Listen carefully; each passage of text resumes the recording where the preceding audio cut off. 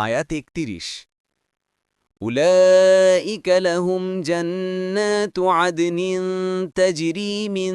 تحتهم الأنهار يحلون فيها من أساور من ذهب ويلبسون ثيابا خضرا من سندس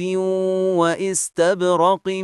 متكئين فيها على الأرائك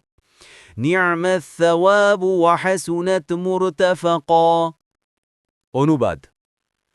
তারাই এরাত যাদের জন্য আছে স্থায়ী জান্নাত যার পাদদেশে নদীসমূহ প্রবাহিত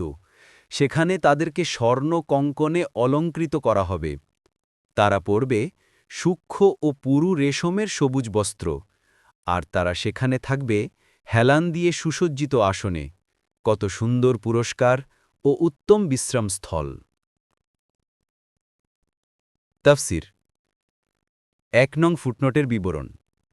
প্রাচীনকালে রাজা বাদশাহারা সোনার কাকন পরতেন ফাথুল কাদির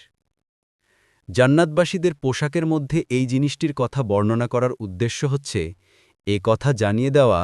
যে সেখানে তাদেরকে রাজকীয় পোশাক পরানো হবে একজন কাফের ও ফাসেক বাদশা সেখানে অপমানিত ও লাঞ্ছিত হবে এবং একজন মমিন ও সৎ মজদুর সেখানে থাকবে রাজকীয় জৌলুসের মধ্যে ২ নং ফুটনোটের বিবরণ বলা হয়েছে তারা আসন গ্রহণ করবে আরাইকে এ আরাইক শব্দটি বহুবচন এর একবচন হচ্ছে আরাইকা আরবি ভাষায় আরিকা এমন ধরনের আসনকে বলা হয় যার ওপর ছত্র খাটানো আছে ইবনু কাসির ফাথুল কাদির এর মাধ্যমেও এখানে এ ধারণা দেয়াই উদ্দেশ্য